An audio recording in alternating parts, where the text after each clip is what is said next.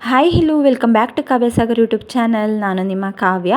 ಈ vlog ಗುರುವಾರದ vlog ಆಗಿರುತ್ತೆ. ಊರಿಂದ ಹಬ್ಬನೆಲ್ಲ ಮುಗಿಸ್ಕೊಬಂದು ಒಂದು ದಿನ ಚೆನ್ನಾಗಿ ರೆಸ್ಟ್ ಮಾಡಿ ಇನ್ನು ನೆಕ್ಸ್ಟ್ ಡೇಯಿಂದ ವ್ಲಾಗ್ನ ಕಂಟಿನ್ಯೂ ಮಾಡ್ತಾ ಇದ್ದೀನಿ. ತಿಂಡಿಗೆ ಅಂತ ಹೇಳಿಬಿಟ್ಟು ಮೆಂತ್ಯ ಪಲಾವ್ನ ಮಾಡ್ಕೊಂಡಿದ್ದೆ. ಹಾಗೆ ನಮ್ಮನೆಯವ್ರ ಬಾಕ್ಸಿಗೂ ಕೂಡ ಅದನ್ನೇ ಹಾಕಿದ್ದೀನಿ. ನಂಚೋದಕ್ಕೆ ಅಂತ ಹೇಳಿ ಮಾವಿನಕಾಯಿನ ತರಿಸಿ ಉಪ್ಪಿನಕಾಯಿನ ಹಾಕಿದ್ದೆ. ಉಪ್ಪಿನಕಾಯಿ ಅಂತೂ ತುಂಬಾ ಚೆನ್ನಾಗಿ ಬಂದಿತ್ತು.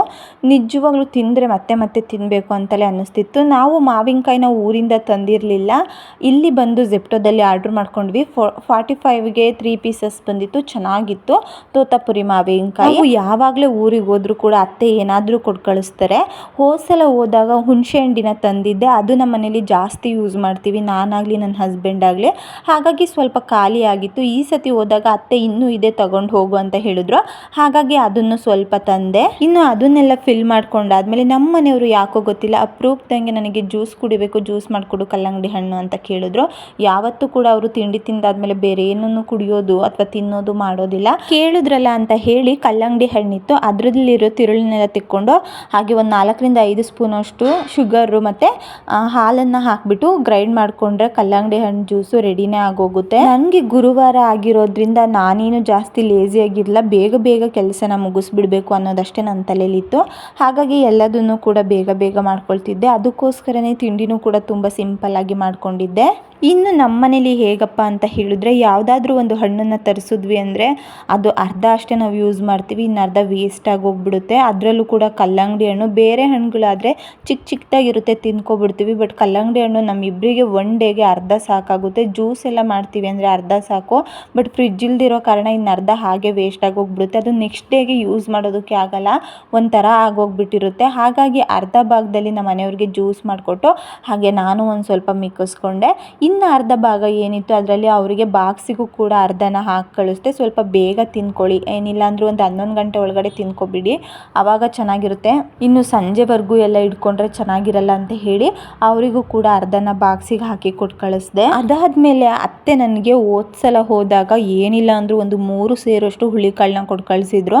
ನಾನು ಆವಾಗವಾಗ ಅದನ್ನು ಯೂಸ್ ಮಾಡ್ತೀನಿ, ಬಟ್ ಆದರೆ ಊರಿಂದ ಬರೋದ್ರೊಳಗಡೆ ಹುಳಿಕಾಳು ಸ್ವಲ್ಪ ಹುಳ ಆಗಿಬಿಟ್ಟಿತ್ತು, ಅದನ್ನು ಕ್ಲೀನ್ ಮಾಡ್ಕೋಬೇಕಾಗಿತ್ತು. ಅತ್ತೆ ಹೇಳಿ ಕಳಿಸಿದ್ರು ಮರ ಇದ್ದರೆ ಅದರಲ್ಲಿ ಬಿಸಿಲಲ್ಲಿ ಒಣಗಿಸ್ಬಿಟ್ಟು ಕೇರ್ಕೊಬಿಡು ಅಂತ ಹೇಳಿ.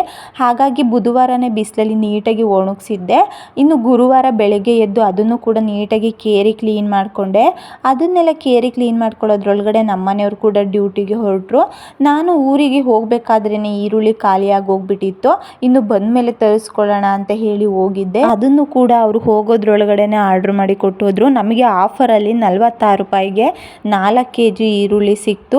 ತುಂಬಾ ಚೆನ್ನಾಗಿದೆ ಈರುಳ್ಳಿ. ನಾವು ದೊಡ್ಡ ದೊಡ್ಡ ಈರುಳ್ಳಿ ತಗೊಂಡಾಗ ಒಂದನ್ನು ಹಾಕಿದ್ರೆ ಸಾಕು, ಆದರೆ ಚಿಕ್ಕ ಚಿಕ್ಕ ಈರುಳ್ಳಿ ತಗೊಂಡಾಗ ಅದನ್ನು ಕತ್ತರಿಸೋದೇ 1 ಅವರ್ ಕೆಲಸ ಆಗೋಗ್ಬಿಡುತ್ತೆ. ಹಾಗಾಗಿ ನಾನು ಸ್ವಲ್ಪ ದೊಡ್ಡದಾಗಿರೋ ಈರುಳ್ಳಿನೇ ಆರ್ಡ್ರ್ ಮಾಡ್ಕೊಂಡಿದ್ದೆ.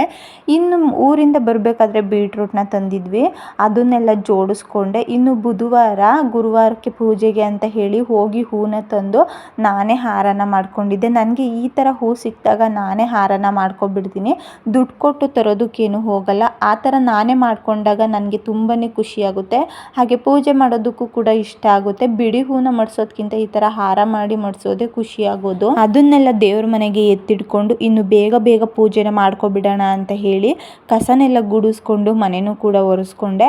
ಹಾಗೆ ನಾನು ಇಷ್ಟಪಟ್ಟಂಥ ರಂಗೋಲಿನೂ ಕೂಡ ಹಾಕ್ಕೊಂಡೆ. ತುಂಬಾ ಚೆನ್ನಾಗಿ ಕಾಣಿಸ್ತಾ ಇತ್ತು, ಆದರೆ ಅದಿದ್ದು ಸ್ವಲ್ಪ ಹೊತ್ತು ಮಾತ್ರ.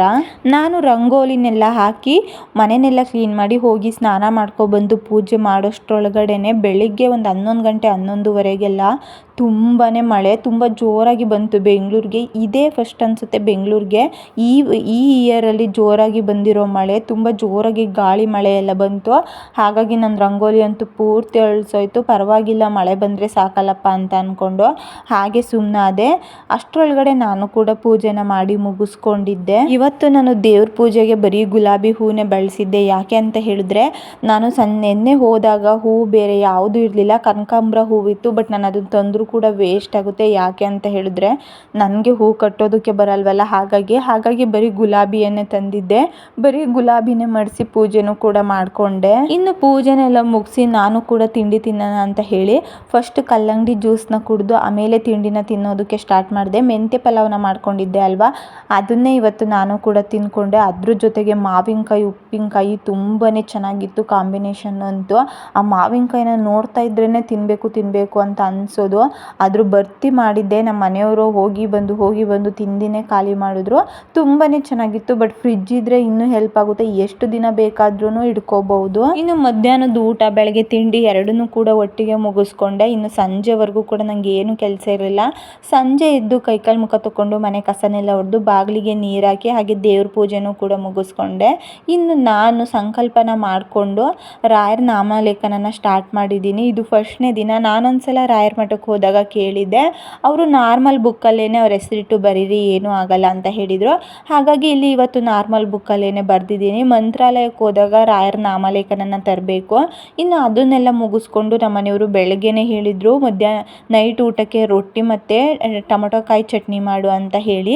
ಅತ್ತೆಗೆ ಫೋನ್ ಮಾಡಿ ರೆಸಿಪಿನ ಕೇಳಿಕೊಂಡು ಚಟ್ನಿನೂ ಕೂಡ ಮಾಡ್ಕೊಂಡಿದ್ದೆ. ತುಂಬ ಚೆನ್ನಾಗಿ ಬಂದಿತ್ತು. ರೊಟ್ಟಿಗಂತೂ ಒಳ್ಳೆ ಕಾಂಬಿನೇಷನ್ ಅಂತ ಹೇಳ್ಬೋದು. ರೆಸಿಪಿ ಬೇಕು ಅಂದರೆ ಕಮೆಂಟ್ ಮಾಡಿ, ನೆಕ್ಸ್ಟ್ ಟೈಮ್ ಮಾಡಿ ತೋರಿಸ್ತೀನಿ. ಇನ್ನು ಟೊಮೊಟೊ ಕಾಯಿ ಚಟ್ನಿ ರೊಟ್ಟಿ ಜೊತೆಗೆ ಒಳ್ಳೆ ಊಟ ಅಂತೂ ಆಯಿತು. ಅದನ್ನೆಲ್ಲ ಮುಗಿಸ್ಕೊಂಡು ಅದ್ರ ಜೊತೆಗೆ ನೈಟು ಊಟ ಮಾಡಿ ಒಂದು ಹಾಫ್ ಆನ್ ಅವರ್ ಆದಮೇಲೆ ಮಜ್ಜಿಗೆನೂ ಕೂಡ ಕುಡ್ಕೊಳ್ತೀವಿ. ನಾನು ಯಾವಾಗಲೇ ರೊಟ್ಟಿ ಮಾಡಿದ್ರು ಕೂಡ 1 ಅಥವಾ 2ನ್ನ ಜಾಸ್ತಿ ಮಾಡಿರ್ತೀನಿ. ಯಾಕೆ ಅಂತ ಹೇಳಿದ್ರೆ ನಮ್ಮನೆಯವರಿಗೆ ಇವತ್ತು ಮಾಡಿರೋ ರೊಟ್ಟಿಗಿಂತ ನೆಕ್ಸ್ಟ್ ಡೇಗೆ ಅದು ಇಷ್ಟ ಆಗುತ್ತೆ. ಯಾಕೆಂದರೆ ಅವಾಗ ಸ್ವಲ್ಪ ಗಟ್ಟಿಯಾಗಿ ಕ್ರಿಸ್ಪಿಯಾಗಿರುತ್ತೆ. ಹಾಗಾಗಿ ನಾನು ಕೂಡ ಊಟನ ಮಾಡಿಕೊಂಡು ನಮ್ಮ ದಿನನ ಮುಗಿಸ್ಕೊಂಡ್ವಿ. ಇದಿಷ್ಟು ಕೂಡ ಇವತ್ತಿನ ವ್ಲಾಗ್. ಈ ವ್ಲಾಗ್ ನಿಮಗೆ ಇಷ್ಟ ಆಗಿದ್ದರೆ ಲೈಕ್ ಮಾಡಿ, ಶೇರ್ ಮಾಡಿ, ಕಮೆಂಟ್ ಮಾಡಿ, ಹಾಗೆ ನನ್ನ ಪೇಜ್ನ ಸಬ್ಸ್ಕ್ರೈಬ್ ಮಾಡಿ. Thank you all. Lots of love.